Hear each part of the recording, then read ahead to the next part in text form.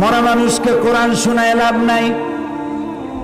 আল্লাহর নবী বলেছেন, মুমূর্ষ ব্যক্তির কাছে বসে কেউ যদি সূরা ইয়াসিন তেলাওয়াত করে তাহলে আল্লাহ রাব্বুল আলামিন মুমূর্ষ ব্যক্তির মৃত্যুর আযাবকে কমাইয়া দিবে।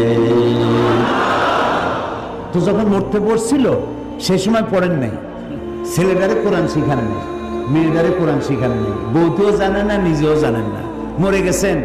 মৌলভী সাহেবদের মৌলভী সাহেবদেরকে আনিয়া, ভাড়া বললাম না, শব্দটা বেয়াদবি হয়ে যাবে, তাদেরকে নিয়ে আসছেন, আনার পরে ওনারা তেলাওয়াত করলেন। এখন বলছেন ওরা তো ছাত্র মানুষ, হেফজখানা থেকে 20 জন ছাত্র নিয়ে আসছেন, ছাত্র ছোট মানুষ।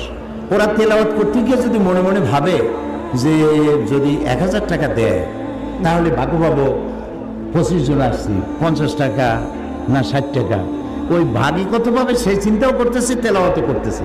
তো সে যখন ভাগে পাবে কত এই চিন্তা করে তেলাওয়াত করতেছে, আল্লাহর কসম কোনো সওয়াব হবে না।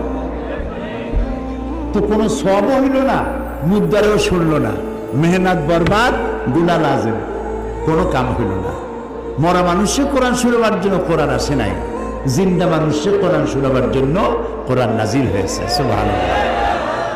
তাহলে 2 নম্বরের ভুল করছি, কোরআনটা বিশুদ্ধ তেলাওয়াত করি নেই, কোরআনটা বুঝি নেই।